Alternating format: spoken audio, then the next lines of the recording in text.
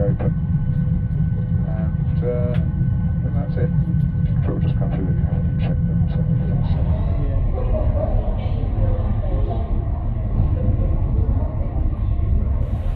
Hi, yeah, so I'm actually away on holiday at the moment. I've actually come down to southern Spain. We're in a place called Helvia, and just to give you an idea of the location, exactly where we are, behind me over that way is Portugal. So we're right on the border of Portugal and Spain, and this way out across the short split of the Atlantic would take you to the north coast of Africa.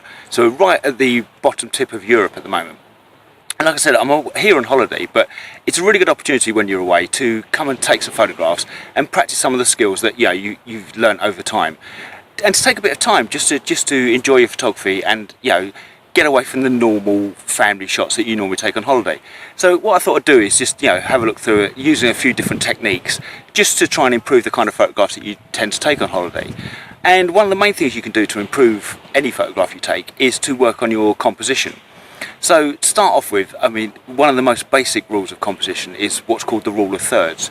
It actually comes from classical artists. They use the rule of thirds in a lot of their paintings. If you look in both portraits and landscape, the rule of thirds is applied.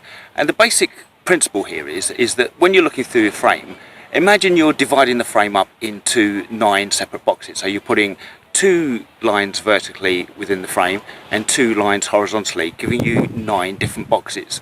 And to achieve the composition that you're looking for, you use the intersecting lines, or the lines that are a third of the way up or a third of the way in, to place your main subject. When you're photographing a subject, it's very tempting just to put it bank center in the middle of the frame. But if you start using rule of thirds and placing the main subject within a third of the frame, you'll find that the composition is a lot more pleasing, and people will gravitate towards that photo a lot more than they would if it was just a straight symmetrical shot. Applying things like rule of thirds can be, it's a very easy concept. A good example is if you're photographing the seascape with the horizon, it's very tempting first off to put the horizon dead center in the middle of the frame. But if you move your framing so that the horizon line is either in the top third of the frame or the bottom third of the frame, the composition of the photograph suddenly becomes a lot more pleasing to the eye, and people will gravitate more towards photographs that are well composed over almost anything else.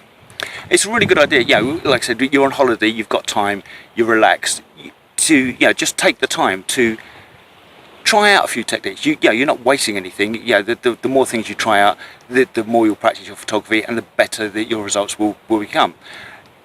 Example, if you look around where you're staying, the hotel, there's probably artworks and pictures on the walls, probably in the room you're staying, and they've been taken by a professional, and they've used good compositional techniques to get those images.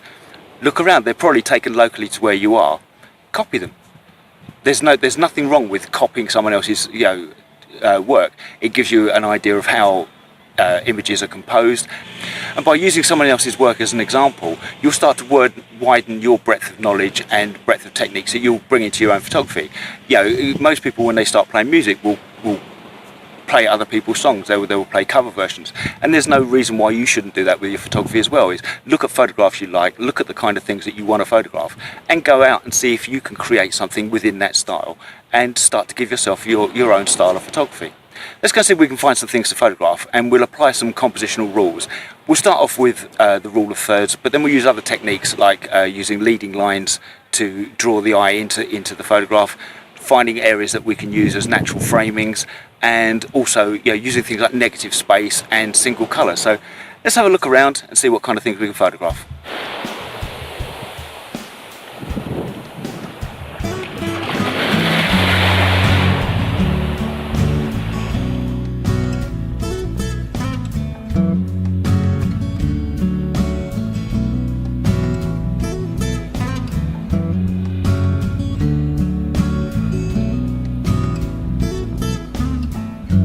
So looking at the rule of thirds, what we'll start off doing, we use the lifeguard tower here as an example. So it's very tempting, sort of, when you first use something in an image, to stick it like I've done here in the frame, dead center in the middle. It can work, sometimes symmetry works really well, but you'll find if you start using the rule of thirds, as I was saying, if you divide your frame up into 9 separate boxes, by using 2 vertical lines and 2 horizontal lines, you can start to get some really pleasing compositions. You'll probably find that your camera already has grids either in the viewfinder or on the back screen, where it will set it up for rule of thirds, so the lines are already there and you can start using that for your composition. So the first shot here we're going to look at is looking with the lifeguard tower here dead center in the middle of the frame, so we're looking at a very symmetrical kind of shot. So let's take that shot first.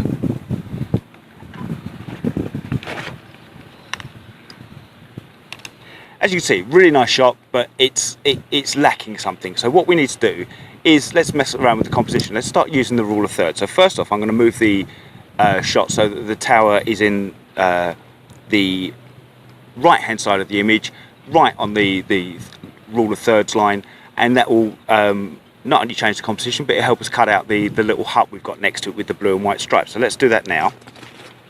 So there we go. I've now placed the tower in the right hand third of the shot now. So that would be right on the right hand vertical line. And as you can see now, if we take that shot now, we're already getting a much better kind of composition. It's the empty space to the left hand side is leading the eye across to your focal point. And there's something that balances the shot out. So let's do the opposite. Let's bring it to the other side of the shot and see how it works there. Okay, so you can see now that I've now moved the framing so that the tower is now on the left-hand side of the shot.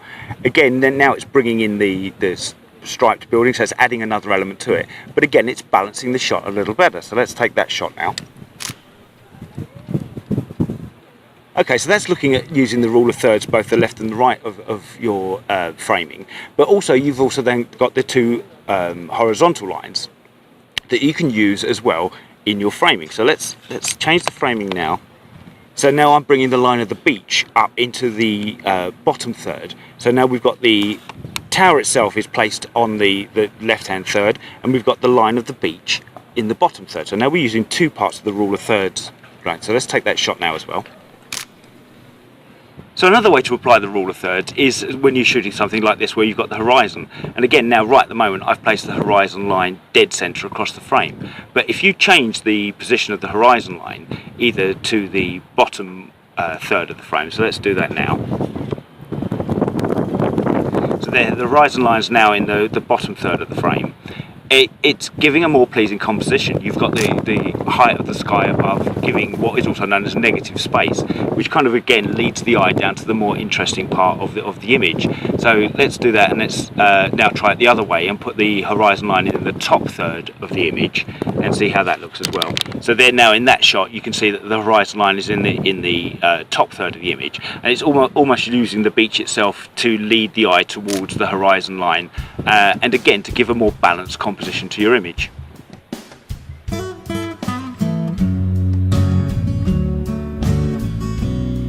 Another technique you can use for composition is what's called leading lines, and you can see in these photographs here that I'm actually using the boardwalk that heads out towards the sea as a leading line. I'm using the parallel lines of the boardwalk to draw the eye into the image towards the beach and the sea. So you're using that technique to kind of draw the viewer into the image more than you would normally.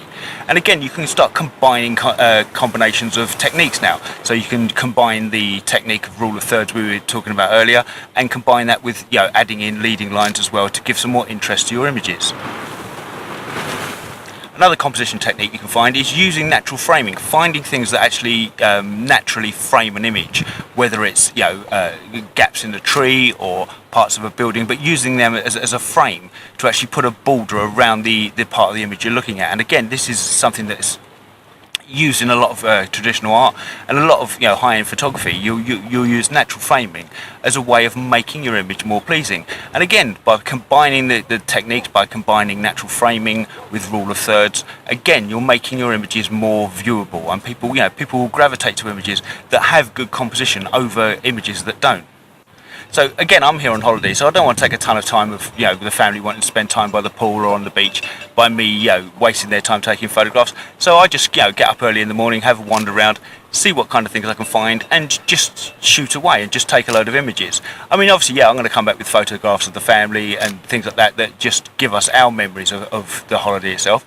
But it's also really nice that when you're in somewhere different to experience it and to bring back some images that give the feel of the place rather than just the experience you had yourself. So I'm basically just going to wander along the beach now and see what other images I can find. And again, a lot of these might be cliche type images, but it's a really good way of learning photography is by copying what other people have done before. As I said, you'll probably find where you're staying in a hotel or a villa, there's artworks and photographs around. Even on postcards, someone's taken the time to photograph the area you're in. Copy the photograph, make your own version of that photograph, and you'll definitely come back with something that's more interesting than just your bog standard holiday photographs. So for now, I'm Dave Vickers, this is The Photo Show. Thanks for watching, see you next time.